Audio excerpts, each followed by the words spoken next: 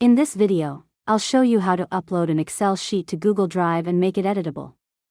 First, sign into your Google account and open Google Drive. Next, click the New button in the top left corner and select File Upload. Then choose the Excel file from your computer and wait for it to finish uploading. After that, locate the uploaded Excel file in Google Drive and double-click it to open it. Now, click Open with at the top of the page and select Google Sheets. Google will automatically convert the Excel file into a Google Sheets document. Next, wait for the conversion to complete. Once the file opens in Google Sheets, it will be fully editable online. After that, click the file name at the top if you want to rename the document.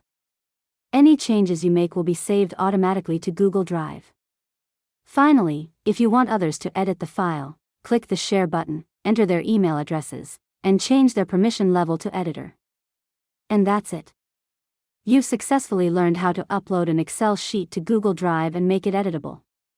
If you found this tutorial helpful, make sure to subscribe to Learn Mode Lab for more tutorials.